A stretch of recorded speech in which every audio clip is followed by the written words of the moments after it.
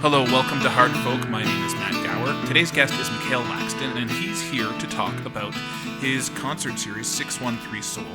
And it's more than just a concert series. He's also going to be mentoring up-and-coming musicians who will be opening up for him at these concerts. He's already had one at Hogsback Park, and there's more to come in Vanier and Orleans. The next one is at Stray Dog Brewing Company, June the 13th at 4:30 p.m. So that's a free show. So go check it out. It's going to be lots of fun. So yeah, here is my talk with Mikhail. Enjoy. Mikhail Laxton, welcome to Hard Folk. Thanks for having me. Yeah. No, I saw that you were advertising for 613 Soul, and so hmm just tell everybody what that is. It's free shows in Hogsback, Vanier, and Orleans. And I'm just looking at the poster, but tell me about it. Yeah. So basically, what happened was when it was announced earlier this year that I'll be playing at Ottawa Blues Fest, I had a lot of people congratulating me, but letting me know that they couldn't come due to high ticket prices or, just life cost of living right now is insane with Yeah. gas prices going through the roof and everything else. Um, People with kids that finding it hard to get a babysitter or whatever. And some people are going to be away as well. So I was Hmm. thinking about kind of throwing potentially midweek things sometimes. Um, so yeah, I just wanted to make it accessible for people. There's a lot of people that want to see me play live that have accessibility issues as well. Hmm. And so not saying that Blues Fest doesn't have that sorted, but even for people that are able-bodied and everything, it's the logistics of just getting down there and It can be a parking lot. and Yeah. pre-drinks before, then you get in the it's a lot. It's a lot of hassle, it's a lot of a headache, and it's a good time, it's a good vibe, but um yeah, it I just wanted to make something that was community focused. And this is my second time playing at Blues Fest. And when I first started music, I really wanted to do it because I saw how it brought people together, and and you can kind of create community using it. Hmm. And I just thought to myself, if people can't make it to the things that I'm playing at, then I'll go to them. And everyone wants to go to a festival in the summer, so I decided to put this thing together. I had an idea of like a mini festival in a box kind of thing. Hmm. And so it's not just grabbing a couple of amps and playing down at the park. It's I reached out to a friend of mine who owns an audio visual company, and he's like, "What do you want? Whatever you want, you got it." And he said, "We got this $10,000 audio rig that you can use for this event." I told him all about it, and I said, "I think I just need this, this, and this." And he's like, "You got it. You let me know." So I got that anonymously donated. He knows who he is, so big shout out to him. And and so I wanted to bring like a festival level quality to the shows, to these neighborhoods. Um, yeah, it's I want to bring what I bring at a live show, but I also something that I have done throughout my time in Australia was mentoring other artists. And yeah, I haven't done that in a long time, and I really enjoy it. I really enjoy, strategizing ideas and letting the younger ones know, what I've done and what they could potentially do, or paths to take, or paths to consider. And I wanted to add a mentoring session, a portion to this 613 Soul thing. So basically, depending on where the artist is at, it could just simply be a like, let's go for coffee, let's strategize.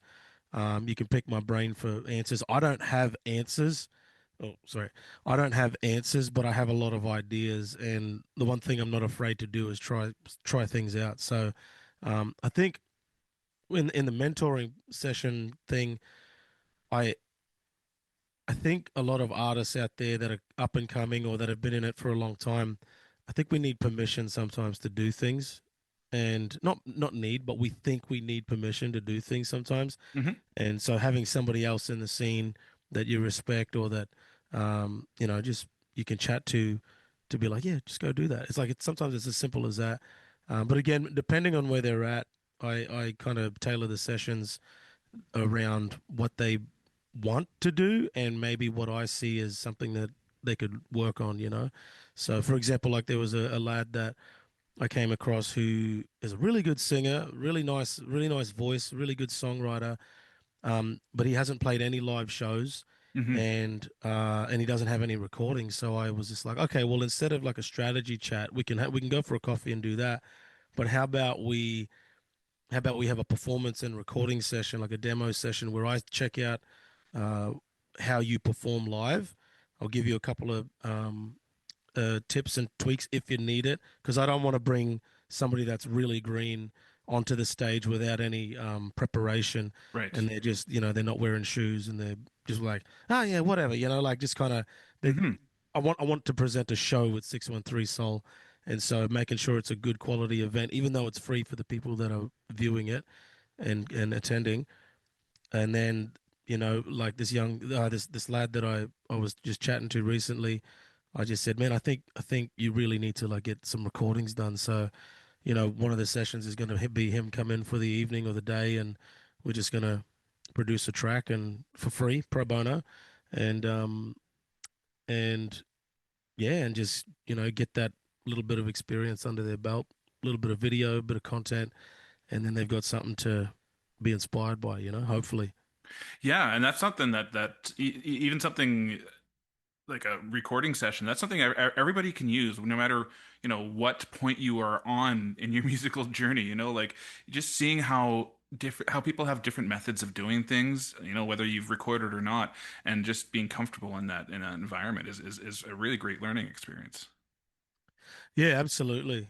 I just had a little bit of a mentoring session um earlier this morning. Oh yeah. Somebody called me from Australia Wow. and just said, I'm about to head into the studio for the first time. And I want to, you know, do you have any tips for how to sing? You know, he's at the singing portion of the recording session. And I just said, you know, I just gave him some tips and pointers, just, you know, just warm up and sing like you. You know, that's it. And so, um, yeah, there's a lot of people out there that, you know, I do it myself. You know, I reach out to um, artists that I respect, and they might be younger than me, but a lot better than me. And I'm just like, what are you doing here? You know, like, what do you think about this? Blah blah blah blah blah. So we all need each other, and we all need to be honest. Like this whole ultimately with everything, I think we need more community. And like I said earlier, like 613 Soul was born out of um like me being a musician. Sorry, when I started pursuing a music career, I my goal was to use it to create community and make community and make friends. And I lost my way a little bit, and it stopped being about that. And I've come back to that in the last couple of years. And so 613 Soul was one of those things that had been nagging at me for a while, where I was like, I want to do some free community shows, get the communities involved where I'm going, the neighborhoods, some businesses involved to back it, and uh, and then get some of the up and coming artists, no matter what age, to you know, give them an opportunity to sing their songs. There's so many, excuse me, there's so many artists in this city, in Ottawa in particular. Um, there's a ridiculous amount of really good musicians and I agree. singer-songwriters that do not play their own shows or sing their own music. And some of them don't want to, but I know there's a bunch out there that have even reached out to me during this process and been like, you know, I don't know how to make or take this step and make this switch to singing covers, and like I'm not brave enough to sing my own songs. And I'm like, Hmm. it's very vulnerable. You're putting all of your exposed feelings out there for somebody to judge it, basically, you know. Or another way to look at it is to connect with it. And so I think some of us aren't as brave as we want to be, and we just need a little nudge by somebody, you know. I'm Exactly. not saying I'm the guy for that, but I'm willing to be. Yeah, and well, I find chatting with a lot of musicians, like a lot of different musicians, a lot of different environments, like it's good just to know that whatever you're going through isn't unique. You know what I mean? Like there's a lot of struggles that musicians go through when they're performing, or just even just the struggle, like you said, the struggle to get on stage. And it's not something that is unique to, to all artists. And it's good to know that we're all in this together and we're all in the same boat. And that's creating that community. So that's really great. Yeah, and I think also um, I actually did something similar in Australia before I left for the last couple of years there, where I was a part of this organization where I met my wife actually, and we'd run a like a community-based cafe. Hmm. People could come in. There was um, baked goods made. Oh, thumbs up. There was baked goods made by my wife, who's a pastry chef, Nice. professional pastry chef. The volunteers that made the coffees were actually trained. Everything was donated by a coffee roaster. They donated an old machine. They trained up our workers, Hmm. and we used it as a place to kind of give young adults life skills because they were coming from college to this place in their gap year. And then we were like, oh, well, you can work in the cafe for a little bit. A lot of musicians worked in there. And I started to run an open mic and then a concert series out of there, which was very, very successful. And but what we saw was all of these different people in this community, which was kind of in the suburbs, hidden away. Um, the first show that I put on, I just letterboxed the neighborhood like 2 weeks before that, Hmm. like the local neighborhood. And this organization had been in the neighborhood for years, and they'd never actually made friends or met the neighbors that were bordering the fence, like that were just behind the fence of this campus. And so I just letterboxed them and said, "Come on down. There's actually a cafe here. There'll be live music." We had 80 people turned up, 80 random people, Wow. and to turn up to my first show there. And then the second month there was like 120. The third month was illegal. We had 300 people. We actually didn't have the room to have everybody, but it was a free show. There was baked goods, there was coffee, and it was just a vibe. That's all you needed. But I noticed that all of a sudden the neighbors that weren't talking to each other, that never met the next door neighbors, started talking to each other, and then all of a sudden you catch up down the street, and they're like, "Hey, you're that Mick," yada yada yada, and this person rocks up, and you see that you meet all these people that have been to this event all of a sudden, and then you see the community starting to create community amongst themselves, and I don't know, there's a bit of that here in Ottawa in different pockets, and I just think we could all use a little help and use some more friends and not always the case, but we could always, be friendly to our neighbors and not be so alone in this world. So, yeah, that's kind of my goal for music in general. But 613 Soul was one of those things where I was like, I want to say something with this event. It's a very simple concept, really. Play live music in neighborhoods and mentor some people up, and hopefully, I think naturally, people are going to meet each other, and it's been a really cool response so far. Yeah. Nice. And the first one coming up is June 13th at Stray Dog. The first one's already been Oh, technically. okay. So Okay. I partnered with Ottawa Bistro Fest that they play at Oh, the right. bistro in Hogsback. Okay. They did their first they did their first show. I opened that one. It was a really, really good event. Big shout out to Al Sam and I don't know his name, but he's G5 Man on Instagram. But those guys are doing a really killer job. Go check out their free live concerts at Hogsback, and I think it's at Hogsback the whole time. Yeah. Um, and yeah, and so the first official one, technically, the first standalone event is on June 13th at Stray Dog Brewing Co. in Orleans. Um, Really cool story. I reached out to some business organizations to get, to try and get, some community connections and maybe some backing and support for it. And that didn't go as I planned. And to be honest, it was it was a little funny. It was like there was no interest. Um, and then when I went to the businesses themselves, it was an immediate let's do this. So Stray Dog, Mark from Stray Dog, Mark Plant, was actually the first one. I just called him on the phone after I got rejected from the business organizations, and I just said, Mark, here's my idea. This is what I want to do. I'm planning to do 3 or 4 of these. Would you want to be one of the locations? I said, I love your community out there. Um, they're that community that patrons the Stray Dog Brewing out there is one of the best communities I've ever come across. Those people in that neighborhood is just amazing. So I said, let's do it one there. And he was just like, let's go. I'll put the first bit of funding down, and you can host it here.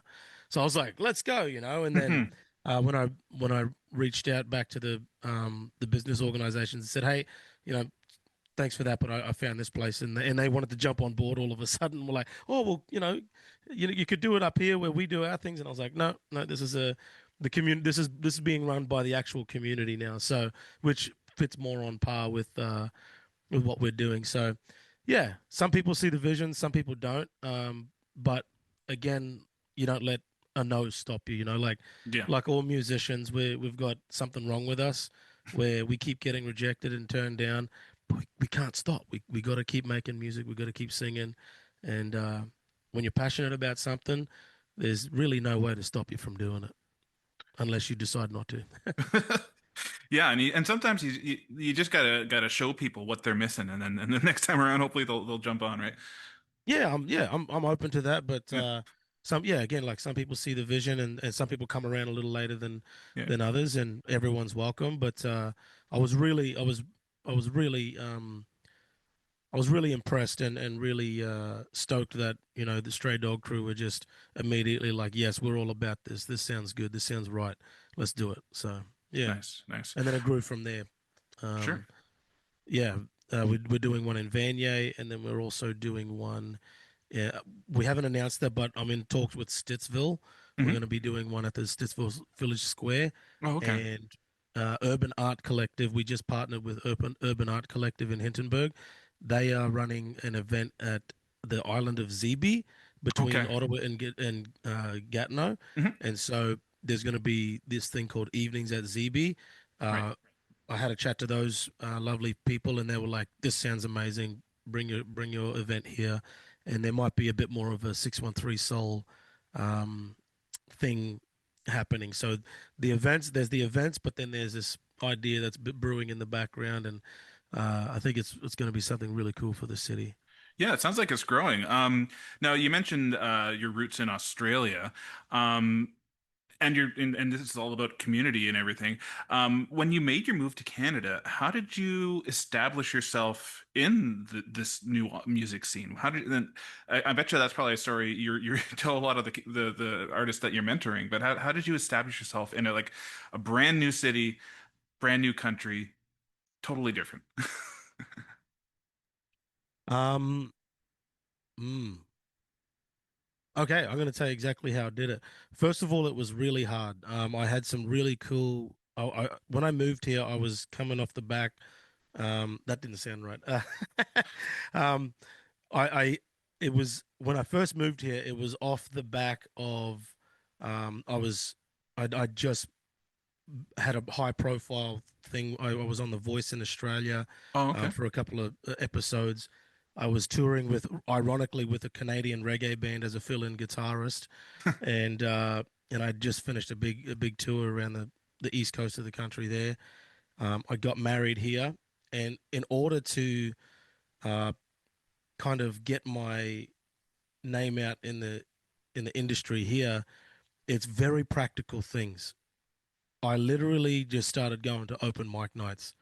I knew I had to start from scratch, but I knew that I was starting with a bunch of experience, not a whole lot, but a good bit of experience, Mhm. and I trusted in my gift. So I found out the different open mics around town. I did that. Within a couple of weeks, I met I met an artist by the name of Jessica Pearson, And the and East she Wind. is best Jessica Pearson in the East Wind. I walked into Live on Elgin for their open mic night. She was at the bar. We hit it off, straight away. And then during a break, she's like, "Do you sing?" And I said, "Yeah, I actually missed the open mic night tonight." But she's like, "Look, I'm gonna take a break. I've got a guitar. Like, come in the green room and sing. And maybe if she said, if you're good enough, maybe we'll let you get up on stage." And I sang a song that I'd just written like the day before, Uh-huh. and she was just like, "Oh my God, let me talk to Matt."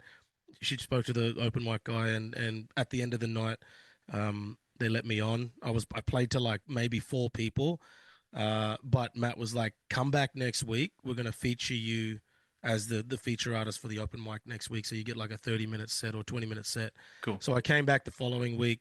It was packed, and I think the guy Matt Powell, big shout out to Matt Powell, he kind of got the word out, And from what I remember, somebody was that had frequented the open mics said, "Oh man, it's actually like it's a lot more packed than it usually is," and my name started getting out like that just from that one event actually. And Wow. it took a very long time for that to happen though. But I think I didn't actually get a gig in this town for about 10 months. No one seemed interested, so I just kept hitting the open mics, getting my name out that way, and eventually, somebody somehow I got wind, somehow Rebecca Noel got wind of me, local amazing, extraordinary singer-songwriter, and we did a cover together, and slowly but surely, I started, getting gigs around town, and yeah, yeah, it was open mics and just making friends at those things and yeah, word started spreading pretty quickly. Open mics are a great way to do that for sure. Like Yeah. I stepped away from music for a long time and then just started going to the Meow That's Hot songwriters open mic. Unfortunately, it's Ted now. Ted Cardi. Yes, exactly. Yeah, I've Yeah. done one of his shows. Unfortunately, it's closed now, but yeah, like there's so many great songwriters in that scene when it was around, and it It's was closed? it. Yeah, it closed like When? in March or something. Really? Yeah, yeah. Interesting. I Oh well, miss it. I miss it. that's a bummer. For sure. So I'm actually searching for a new home base. But anyways, yeah, no, Can I give you a suggestion? okay. Quinn's Ale House on Sunday night. On Sunday night. Okay, okay. It's a very small room, Yeah. but it's probably the best open mic I've been to in the city. And I Okay. went just recently, like in November. One of the guys that is the backing band for there's Tyler Cochran who runs it, Uh-huh. and he plays a couple of tunes throughout the night. And the guy backing him on bass is one of the guys that's helping to run Ottawa Bistro Fest. Okay. Uh, G5 man, I think it's Gary, I think, but really, really, it's magic, man. It's very special. Okay, cool. Sunday nights. I've done the Alair show, but I've never done their open stage. I'll have to check that one out. Yeah, Very check out that. nice. Yeah. Very nice. Well, I think we spent a good amount of time talking about 613 Soul, and that pretty much took up most of the time. Really quickly though, I was listening to your last two albums, and they're very groove based, obviously.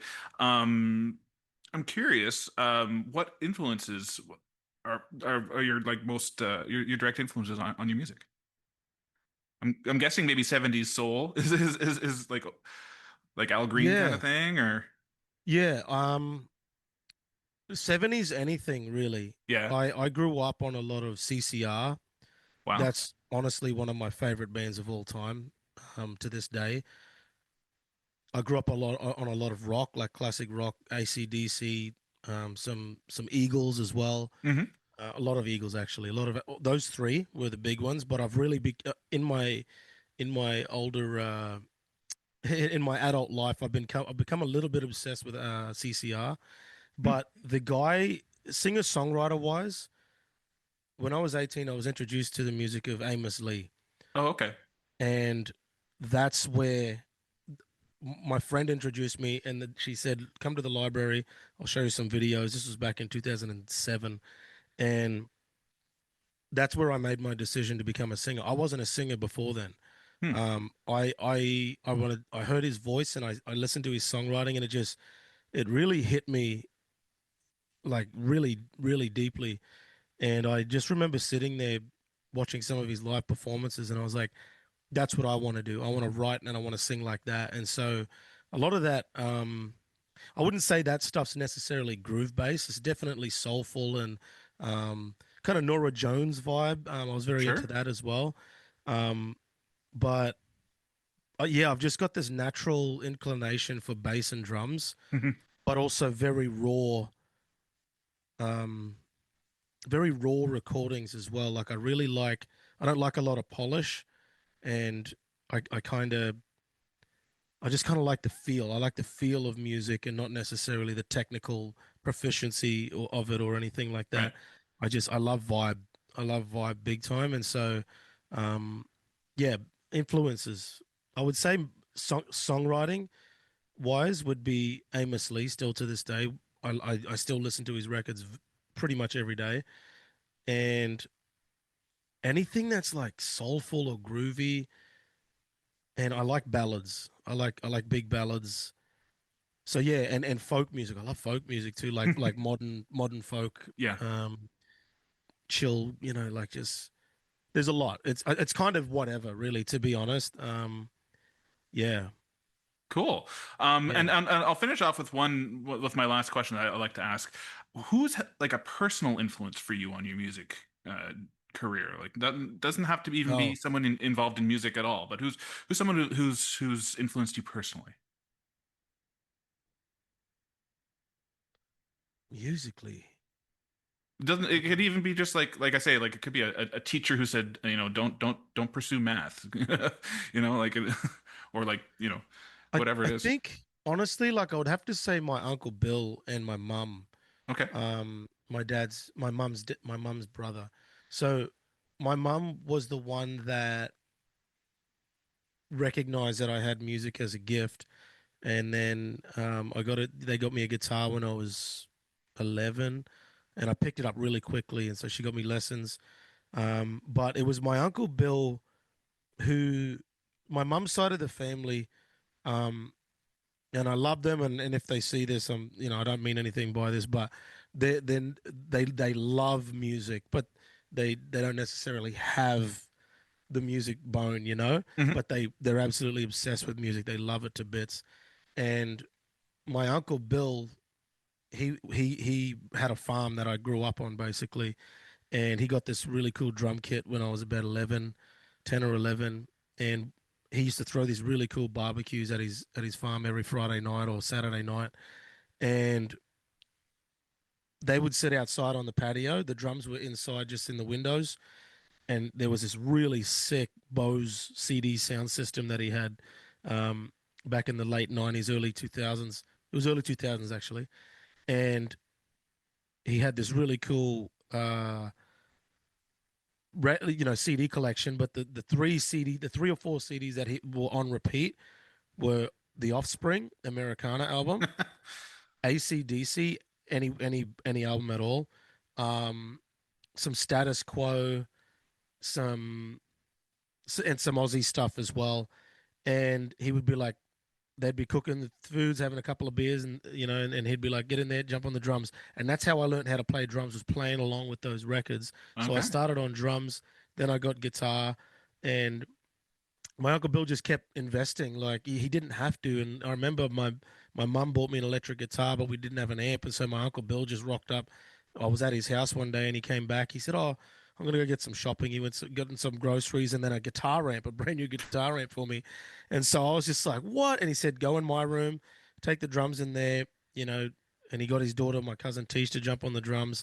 I was on the guitar, and we just jammed away. And then he started, just like he didn't say much, but he was like doing things. And I remember he invited me over to crash one weekend, and he bought this Def Leppard biopic movie, the movie, Oh, and told their story, and I just got so inspired by all of that. And so yeah, I would say my Uncle Bill was the biggest.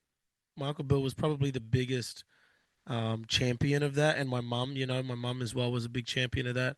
And I got to give a shout out to my best friend Zach, who I grew up with in Australia. I met him when I was about 13 after I started playing guitar. He can shred. He's an amazing guitarist, and he was the one that was like really hell bent on pursuing music. I never thought about it, and he was like gigging around town at 13 years old, like blowing people away.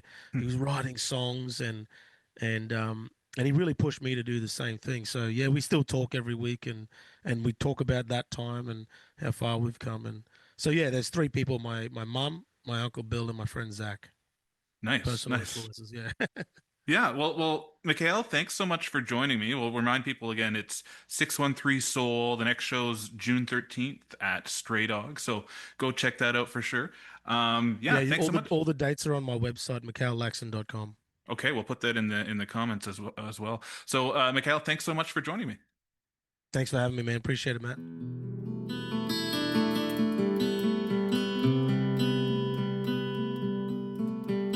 All right, thanks again to Mikhail for joining me. Next week on the show, my guest is going to be me. James LeClaire is actually going to be interviewing me, so stick around for that. That should be, hopefully, an interesting episode. Talk to you next time.